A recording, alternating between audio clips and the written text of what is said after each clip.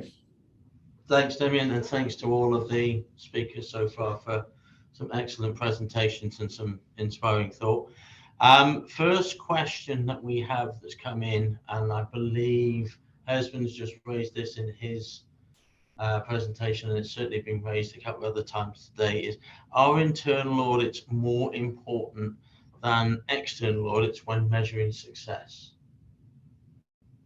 And I will just throw that open to the panel to see who wants to come back with the first thoughts on I'm happy to come back on that one, David. You carry on. So absolutely, they are everything. So if I can put it in context, we all know that we dress up for an external audit or for a customer visit, and it's easy to get production on site for these events. At best, an external audit is just a snapshot in time of when we are dressed up. A bit like one of us at a wedding, we don't actually look or behave that way in everyday life. So I think internal audits should be done frequently enough so that you know what is going on at all times. A truer representation of what is actually happening. So for example, with GMP audits, if you're only doing these monthly, how do you know that this didn't occur the day after you last did it and you've put product at risk for 28 days? If it's important, which it should be if you're auditing it, then you have you've potentially put a month's worth of product at risk. So I always operate a site with a full GMP audit every single day with 2 hourly checks in between throughout all shifts. I second that, Leah.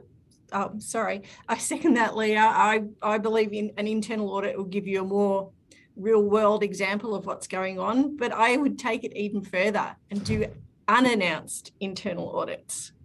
Then you really see what's happening down on the floor. Thanks for that. I'm just looking to see if there's anything coming in, if anybody else wants to ask any more. Damien, any thoughts on the internal audits section? Yeah. You upset there? I believe, unfortunately, they don't get the focus, and I'm talking very generally here. The value of internal audits, I think, are generally undervalued with an organisation.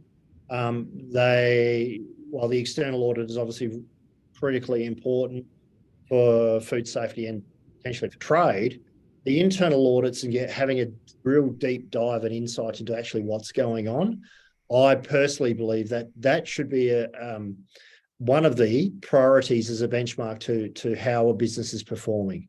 Likewise, seeing that as a positive activity rather than a negative. Likewise, with an internal audit, and majority of internal audits I see focus on the negative, and however, they're recording that level of due diligence, as Leah spoke about due diligence, where things are actually correct, where they're going right. That can be really beneficial, particularly if something does go wrong and as part of the organisation's defence. This is what we've been doing. This is what we've been doing correctly. So in short, to summarise, I think that there should be more weight behind internal audits on the measure of performance. From SQF's perspective, statistically, if you do a successful internal audit, meaning there aren't any non-conformances ranked, marked to that internal audit, you will perform better on your SQF audit. That's just the facts. That's statistics. So we ran what your score would be if you didn't have any non-conformances to internal audit, and you received around a 94, I believe. If there was one minor non-conformance, it was an 89. And if you had a major non-conformance, you scored a 64. So the success of your internal audit directly correlates to the success of your SQF audit. And so those are just the facts. And I would one up Marion and say, not only be it unannounced, but start on second shift. Don't be traditional with your unannounced audit or with your internal audit. Start on second shift and involve your employees. In order to have that successful internal audit, it has to be done with purpose. So make it harder than what you think the SQF auditor would do, and start on second shift, make it unannounced, involve your employees, have somebody else run it, but get that different perspective. That would be my advice. And I think that would correlate to a better outcome of the SQF audit. Can I just add something to that though? Not having any findings is not what LeAnn's talking about. You are wanting to find things. You want to find them and you want to correct them. And if an auditor came and saw that you had done a year's worth of internal audits with no findings, they're going to know you're not telling the truth. They're not improving anything. Right. That's No a good findings point. doesn't mean that it's a successful internal audit, just like Leah said. It's that it's done. It probably means you're wasting your time. Mm-hmm. No, that's good points. Thank you very much all for that. Just throwing it across the rest of the panel. Todd, Pesman, Kerry, anybody else with any thoughts on internal audits or anything they wish to add? I think, historically we know, and I'm just reiterating what's been said, but the importance and the value of them. And I guess the thing that always struck me was sometimes people will go through the internal audit schedule like it was a religion, and it was page by page, year by year, the same things over and over again. They never took into consideration seasonality, that peaks and troughs of production, and also, I always, when I used to teach internal auditing, I'd always talk about it's about risk and prior performance. And if you've got an area that's of high risk, of course, you probably should be giving it more attention. But also, if you've got an area that's previously performed very well, historic, good performance, you might not need to pay so much attention to that area. So, yeah, I think it's an incredibly valuable tool, as Marion suggested, unannounced. That's a great idea, because not to create a gotcha sort of scenario, but one to say, well, you should always be prepared. It's not about performing well on an audit day; it's performing well all the time, and then we're all doing well. No, thanks for that. That's some good thoughts, and thanks to all the panel for that. Moving on to another question now, LeAnn. I don't want to put you on the spot on this one, but I know it's one that we've discussed and one that's coming, which is quite interesting. What are the benefits of audit scoring versus the review of non-conformance type? Well, audit scoring has always been a point of discussion with SQF. Should we have a score? Should we not have a score? When we raised it with the revision of edition 9, and we proposed just to remove scoring altogether, so not have a final score, it did not go down well for anybody. So it was sites want a score. And it's because they need that point of measurement. They need to determine and develop KPIs or bonuses based off of that score. That's kind of what we were finding out.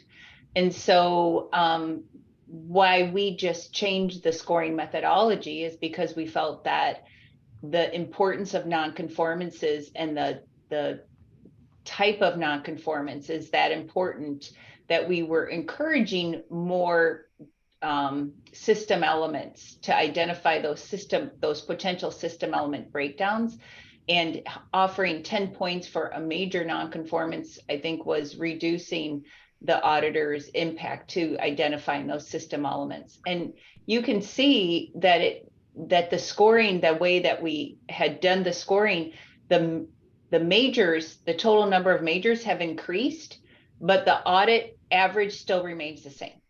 So it didn't impact the audit score, which was really what our overall objective was. But what we wanted to do was identify those system element breakdowns, and that's what the major identifies. So instead of having 30 minor nonconformances, we wanted the auditor to evaluate and say, where were those threats to the system elements? Is what's failing? Pest control, what's failing, the HACCP plan, so that's why we grouped it that way. So I'm in the no score camp, to be honest. I think I would rather not have a score. I think it dictates too much in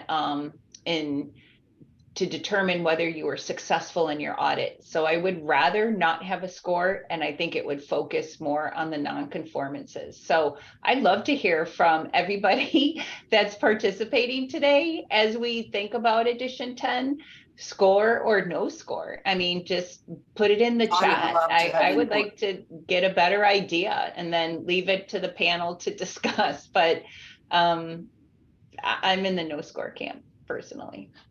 Leah, what were you saying there? Can I say, yeah, I just, it's when I talked earlier about speaking in a language to whoever you're talking to that they understand. A score is something they better understand, but the details of the non-conformances and the number of non-conformances need to be there as well, obviously. But I think it's only valuable if it's related to something. So one of the one company that has a lot of suppliers, they actually tie it to, if you get above this score, then the buyers must go to you first for tenders, do this. So it has a financial impact, and all of a sudden the sales team, who are always the last to hop on board, they can see how they can leverage things like that. And that's where it's your job is to explain, as a QA person, to explain to the other teams how they can leverage your work and your outcomes. No, that's a good point. That's a good point you raised there about, and from a history of industry, it's certainly one where, as you rightly say, it is a team effort, and it is that bit of getting the focus that it's not just the technical team's audit, it's the entire site, it's the entire business's audit.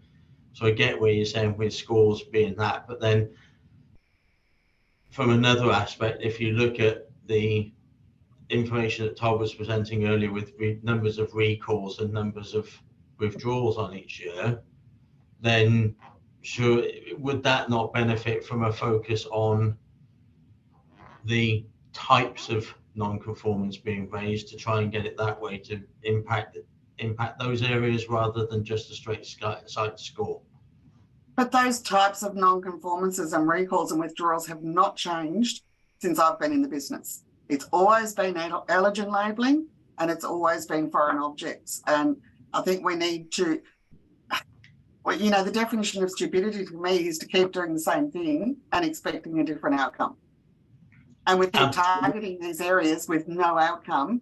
And we know, like those of us that have been lucky enough to be successful in the food safety world, we know that we couldn't do that without bringing the rest of the team on board. And so I think we have to be more creative in getting those teams on board and using things that we already have. We just don't realise we have them. No, that's a good point. That's a good point. Marion, I'll come back to you in a second, LeAnn, if that's right. Marion's got a hand up there. Yes. I was going to follow on from what Leah was saying before. As a retailer, both in my current role and in a previous role, I paid very little attention to the actual audit score. I was far more invested in what the non-conformance was. And far more invested in the actual content of the entire audit report. I just didn't count non-conformances. I looked at the entire audit report, all the comments, all the observations. And I have found with many suppliers, I'm being very careful about what I'm saying, particularly the larger ones, they will focus on that score number and use that as a get out of jail free card.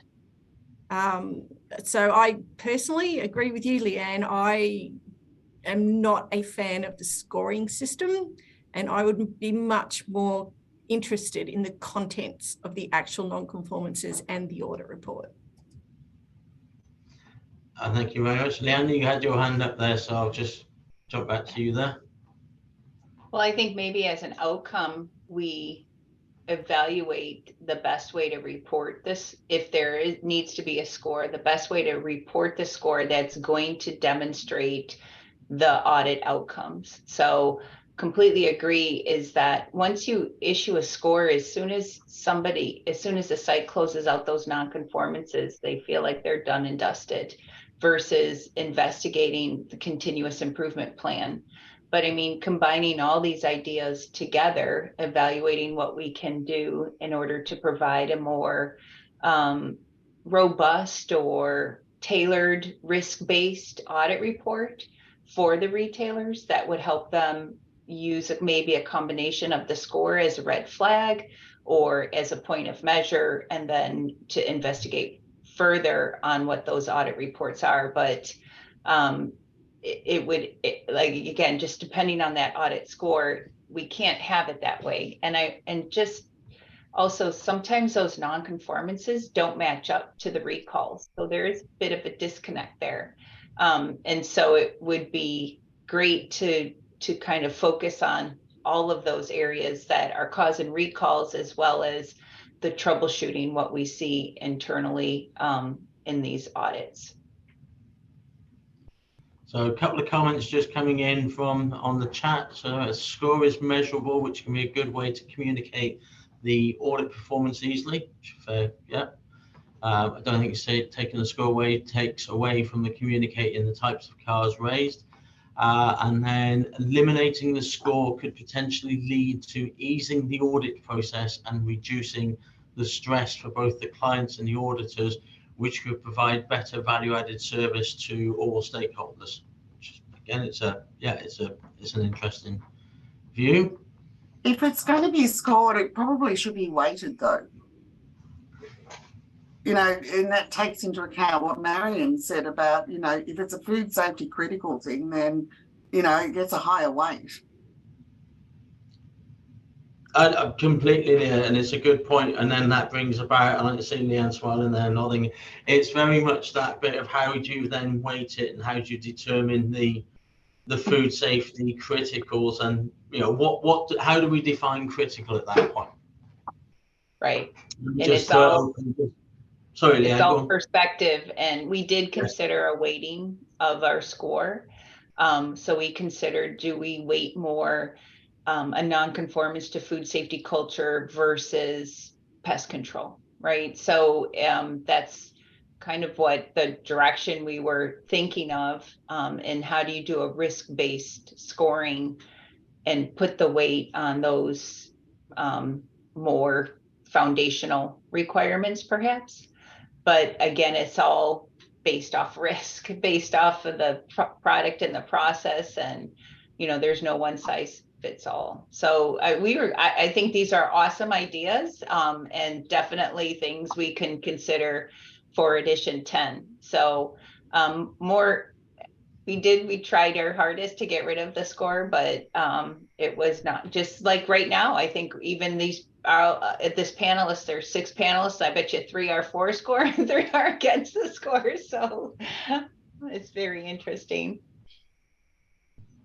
No, that's all right. Just quickly before we go around, Todd, Pesman, any thoughts or comments from yourselves on this subject? Or I think scoring makes things easy, but it's not necessarily the best outcome for the reasons that you mentioned before. So yeah, I think, you know, LeAnn's alluded to it. There's a whole portion of the world that likes a score because it just fits comfortably into something and you don't have to think so much. But as Marion indicated, when she was assessing things, it wasn't really about the score, it was about what it was about, which I guess is where it comes to weighting. So I'd support weighted scoring. Yeah. Yep. Cool. Thank you. Pesman, you've got your hand up. Yeah, David, I just made that comment about, you know, just eliminating the stress and, you know, adding more value, because during the audit, yeah, all the auditor wants to do the proper job. You know, they definitely make sure the integrity of the audit is achieved. But, you know, when it's a scoring system, there is an element of stress and, you know, and pressure on both auditor and clients. They have the KPIs, you know, the senior management don't look at the nature of the NCRs and content. They look at the score. I said, wow, you have 98 last time, and now you have 89. What's happened to that, So I believe, removing that could add more value in terms of the depth of the audit and the value that both, all the stakeholders can get out of that. No, and like I say, it's a very valid point that you raised, because at the end of the day, there is that, and from a CB perspective, and I'm sure we've all come across this, we quite often get people either appealing for results, and they're not appealing that the non-conformance isn't correct. They're appealing because they're trying to get the score changed, because they're trying, as you rightly say, person, they're trying to influence a KPI that's completely unrelated to the audit from the actual audit and its findings, but from a business point of view is still there. But all right, moving on to another question. Does the panel think, or what's the panel's thoughts on, do audits or certification reduce recalls and withdrawals, or is that a perception, an incorrect or a correct perception? They reduce the risk. They reduce not the risk. necessarily stop one, yeah. Or reduce the likelihood of you ending up in one. Take certification away and see what happens. Do you want to hold I saw the Todd? smile there, Todd, so I knew you were there was a comment coming. Marion, any thoughts? Does the certification? I think it absolutely helps, particularly agreeing with what Leah said. It won't stop recalls or withdrawals from needing to be done, but it certainly reduces the likelihood and potentially the seriousness of the issue. We all know that every site with the best intentions will let things slide, but if they know that a certification audit is coming up, they're much more likely to pick their socks up. It's acting as a bit of a police officer role for businesses that get really busy and understaffed and have no time to think about things, but they will stop and think about it a little bit more if they know their certificate's online. Yeah. I would have to agree that I think it mitigates the chance of the seriousness of that recall. So I think it plays a big part in having those food safety systems in place to assist in the mitigation of a recall. I also think during COVID, we heard the same thing, that while COVID was a crisis, a big crisis that we faced, and wasn't a foodborne illness, but because those sites that had SQF, they felt that they were better prepared for this crisis because of the food safety systems that they had in place, because of the policies and procedures, because of the training that they all had. They felt that they were better prepared in order to face this crisis. So it isn't just about whether it reduces recalls, because I think we have a lot of precautionary recalls now, and it's not so much a recall where there's illnesses and deaths involved, but it's precautionary because of the follow-up measures that they have. So I think that SQF and GFSI, all of them play a significant role in reducing the risk of food safety in the supply chain. No, it's all good points, sir. Thank you for that. Right, jumping on to another question, which might prove to be a little bit contentious, so I do apologize in advance. Unannounced audits.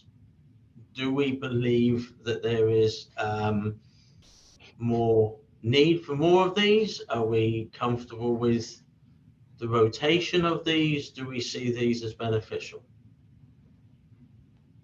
And I'll let anybody put their hand up for that one. Go on, Marion. You might have gathered, I am a huge fan of unannounced audits. but they need to serve a purpose, not just, you know, a revenue generator for the CB or the standard owner.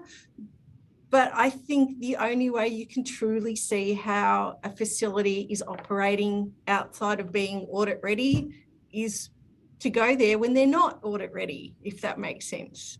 They can be abused, but I am definitely a fan of unannounced audits, and I would recommend at least an annual unannounced audit for most programs.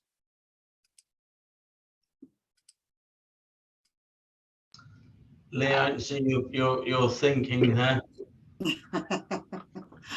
Yeah, I absolutely believe in unannounced audits, but I think you got to be careful how they're done, and you know, your timing as well. If I put when I was a supplier hat back on, if you come and do an unannounced audit on me right before a contract negotiation, you know, that's not playing fair, and it's not the right intent. And the other thing I think is if the audit's done in the intent of a partnership of working with that supplier and assisting that supplier for improvement, which it hasn't been done in the past in Australia. So it's, you know, I don't know, it's like going to the headmaster's office, right? So we need to change that as retailers in the room. We need to change that we're working with those suppliers. So it's not that they're hiding everything all the time, that they can, and we genuinely know that people out there sometimes just don't know how to do it. We know, we see it everywhere. And that's where I think our whole attitude's got to change. And you know, it's one of the reasons I came to the conference is because, you know, if I was still in manufacturing, helping your food be safe doesn't hurt mine. It just makes food safer in this country or whatever country you're in. And I think we need to, you know, there used to be a HACCP conference and somebody talked about attending conferences before. That's where I learned most of the stuff through people's stories. So I think we need to start doing that and changing the spirit in which we're auditing. No, that's a good point. Marion, you've got your hand up there. Yes, sorry, just to build on what I was saying and the point that Leah just made, as much as I am a fan of the unannounced audit, as I said before, there needs to be a purpose and a proper intent behind it. They can't just be gotcha exercises. The idea is to show the site exactly how they are running in a real world circumstance. So yes, I guess it worries me that an unannounced audit can be abused, but I do like the fact that under some certification programs, suppliers are able to nominate a blackout period. So that, yes, we're happy to have an unannounced audit once a year, but please don't come in December, which is our biggest year because we're ramping up for Christmas, that kind of thing. But sometimes gotcha audits are good. I just before, and I'll come to you in a second, LeAnn, if it's all right. I was just going to add that another way of looking at an unannounced audit, as you said earlier, Leah, is almost as though you're going on the second shift. So it's a way of actually, rather than having the same audit window and the same cycle every year, it's a way of adjusting that and adding that, not a gotcha moment, but adding that almost seeing it for real, you know, seeing it unannounced and slightly, you know, slightly potentially less polished. LeAnn, your comment was? So I have a couple thoughts there. So I think we need to determine the difference between an audit and an inspection, because an inspection to me is that snapshot in time, is that what are you doing for me now, kind of an audit or kind of a visit to that site.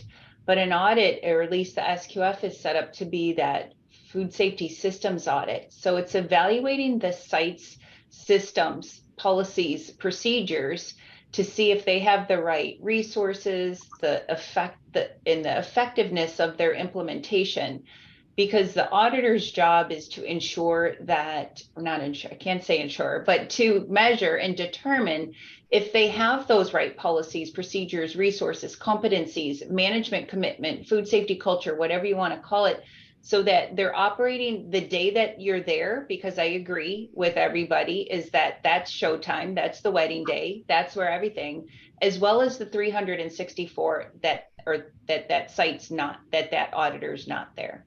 So that site's audit day is their best day, unannounced or not, because that unannounced audit is only unannounced for the first 30 minutes. And then everybody knows you're there, right? So that's the auditor's perspective and how they are evaluating that site. And it's not just, you didn't wash your hands today, but today you just got caught not washing your hands, right? So what are you doing the other 364 days I'm not there? Because if their best day is their worst day, we've got troubles. So it's about the mentality of the audit. And like Marion said, it's their purpose for that. But then I would also say from a site's perspective, what we saw anecdotally is that the unannounced audit is that practitioner's time to shine. And all eyes are on the prize, and food safety culture ranks high because that practitioner gets anything they want that year because it's unannounced. So we all got to be ready. We have to be audit ready. So it's that mentality of being audit ready during that one unannounced audit year. So I'm with Marion, is that I would love it to be unannounced every year, because then it's demonstrating and providing that management commitment that we're audit ready 24/7, 365. So SQF does have a 100% unannounced audit program. It's called a select site. That person or that site is recognized on their certificate as a select site. So to the retailers, when they see that certificate, or if they look that site up on the directory, they'll see that they're a select site. And that's broadcast to say that we're a select site, 100% unannounced. We're audit ready 24/7. So it demonstrates to that retailer. So a couple thoughts there as it relates to the unannounced audit. No, thank you for that. Pesman, you had your hand up. Yeah, thank you.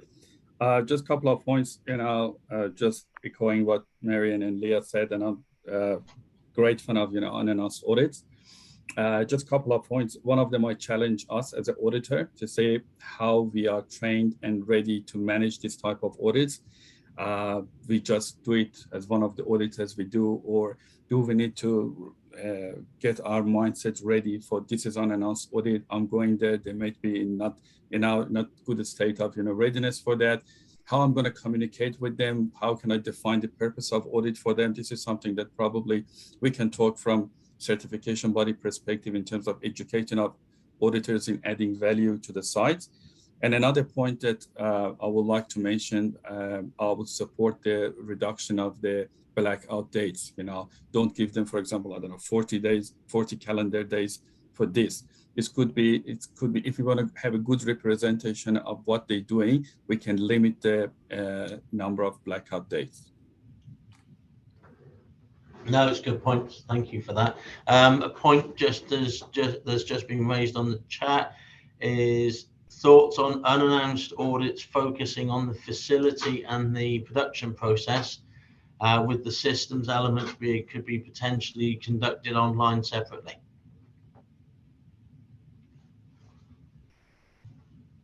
Anybody, any? Right now, SQF doesn't allow any remote activities for unannounced. But I definitely can look into that for edition 10. Yeah, I think, LeAnn, they're looking at it, as you say, it's more, it doesn't have to be online. It could almost be, you've got your first, you've got your unannounced audit, you're there for the first day, and then you do the system elements on the second day, or you, and I'm not suggesting we split the audits because that would be, could be complicated, but you could almost split the audit into two halves and do a documentation audit at one stage and then a facilities audit at another stage, I guess is what the observation is. Damien, any thoughts? No, look, I think it's covered. I'm aligned to. I think they're really important, and I think they have their place. But I think, at risk of repeating what other people have said, I think that the intention, how they carried out, how the auditor carries out the audit, how they deal with the people at the time, and the focus or the objectives of the audit would be really critical to make sure it's going to be a successful audit. And which ties back to the first question, is around being a successful audit. Is a successful audit getting more non-conformances or less? And I would see it as getting more non-conformance, because it's a way of actually improving the system. How we convey that to the industry and to people outside the food safety world, outside the risk management world, is a challenge. No, Unless it's a mature system, Damien. what was that? Sorry, Leah, I didn't quite catch that then. Getting more non-conformances unless it's a mature system that's evolved over years. Yeah. LeAnn's got a hand up there. Maybe as a KPI, maybe we reset those KPIs instead of saying a score or a rating. We look at were there repeat non-conformances?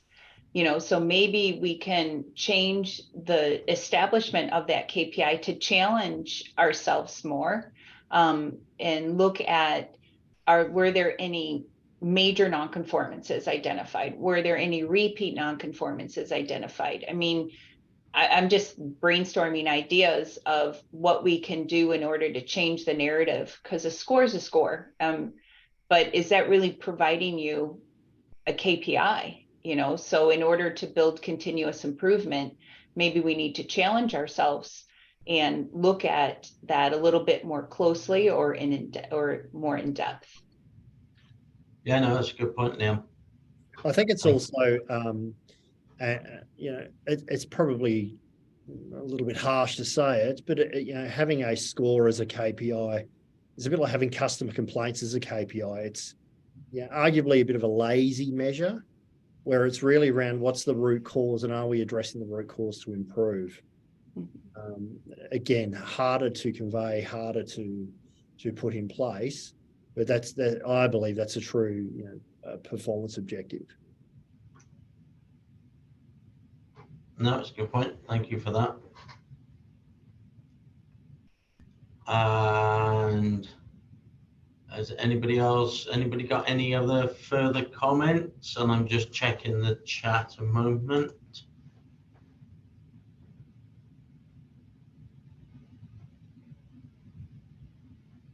David, I think that was all of the questions that had come through. Sorry, Carrie, were you jumping in? Kira, it's that delightful bit of Carrie, you on mute. There we go. Sorry, my mute was not cooperating. I'm just popping in as we're getting close to wrapping up. I wanted to make sure I was online to join in on that. I think there is one question in the chat, David, about the biggest challenge I see with standards is the interpretation during audits and the subjectivity at the time of auditing. What can we do to reduce the subjectivity? Yeah. I'm going to throw that to David because he's CB. So. Well, look, the subjectivity is very much around the actual scheme itself, and as we said earlier, some of the SQF has purposely gone out of its way to ensure it is as little subjective as possible with that bit. I don't think I think certainly with the new version, with version 10 coming up, I'm sure there's ways we can look at, again, further reducing any subjectivity there is. But from a CB perspective, it's very much over to the practitioner's understanding and demonstration of the requirements of the particular standard. And it's how you actually demonstrate and how you wish to propose that you meet the requirements that are being listed out, to be perfectly honest. I know that's probably a very poor answer, and I apologize for that, but it is very much about, it's all very subjective, isn't it? Well, and I think that's why we do have those compliance rules. I know I was anti-score, but one of our KPIs is looking at the score differentiation. So if there is a big jump in score, it is a red flag. It doesn't mean it's bad. It just is a red flag for us to investigate a little bit deeper. So it is an indicator of a potential issue, but it doesn't mean that it is the indicator. So we look at that as a training opportunity if that does indicate potential issues down the line. So I think there are opportunities there using the data to reduce the subjectivity, just to try and create more consistency in the application of the code requirements. And that's that's one of our KPIs in measuring that. Damien, you've got your hand up there, sir. I was just going to say that the things like the professional updates for auditors, and you'll always have some level of subjectivity. You could have 10 people in the room and 3 of them may see the mouse and the other 7 don't. But the importance of ensuring that auditors are aware of what are the key risks are for certain types of industries, certain types of manufacturing, calibration, training of those auditors. I think that plays a significant role in making sure you're getting some level of audit consistency, that those auditors have the skill set to be able to actually know what to look for and then how to raise it. That's a good point, and also it links into practitioner training as well, because at the end of the day, it's about giving the people on the sites the tools they need to actually write them down and develop the systems to meet the standards requirements and to be able to interpret what the standard is actually looking for, which I think very much comes back, as you say, it's auditor training and it's practitioner training. Anyone else? Any thoughts on that one? Leah's got a hand there paused, I'm sure. I struggle with that. If I put my supplier hat back on, I really struggle with that. I think, a bit like the risk assessment I showed earlier, take some of the subjectivity out of it. If auditors can't be aligned, how can suppliers possibly know what they're meant to do and what good looks like? Define what good looks like. You don't have to do it this way, but you need to have something that reduces the risk for, right? Because then it takes it out for the auditors and it takes it out for the suppliers. And I think it's wrong to audit when we don't know what we're auditing. I think we all make up our mind when we're on site.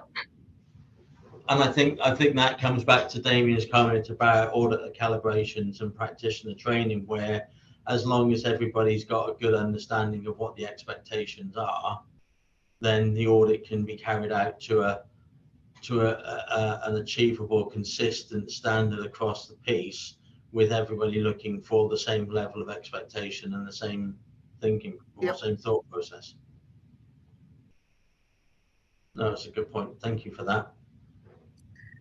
I'm just going to comment some of the guidance that LeAnn's team has put together that we referenced earlier, some of the guidance documents and like all the CVs are doing, all the calibration exercise.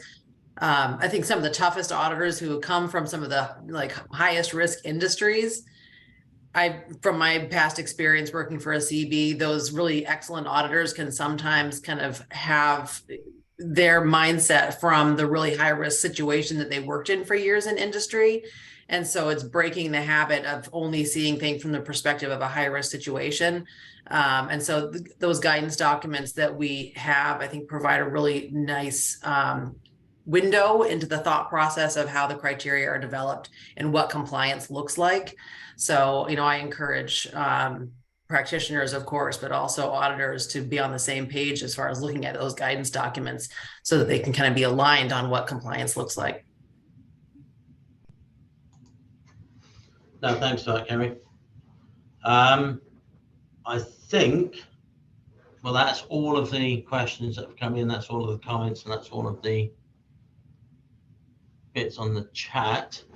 So I think with nothing else coming in, thank you to the panel. Thank you to everyone for their presentations. I'll hand back to Carrie, LeAnn, and Damien. Thank you, David. That's greatly appreciated. Well, with that, that is the end of the seminar. I'd like to deeply thank all of our everyone who's registered and joined. You will, if you've registered as part of the this seminar, you will get emailed a link, so a copy of the seminar that you can go back and watch or share with your team. Carrie, LeAnn, Todd, Marion, Leah, Pesman, David, and Ume. Of course, we cannot forget Ume. Thank you very much all for your participant interaction. And with that, unless Carrie, there's anything you'd like to add, I think we'll wrap it up. Yes, thank you again so much to all the speakers and everybody who hung on with us through the final ending of the panel session. I learned a lot today. I'm just impressed, so impressed, and so grateful for the participation of all these fantastic speakers, and to Damien for helping us identify some of these really amazing leaders from the industry to help our participants and our attendees learn from each other today. That's our goal with these activities. I'm really looking forward to doing more of this in your region with Damien's help. So again, thank you so much. Thanks, LeAnn and Ume as well. Okay, with that, we'll close it. So thank you very much, everyone. Have a lovely afternoon and evening, almost morning for you in America.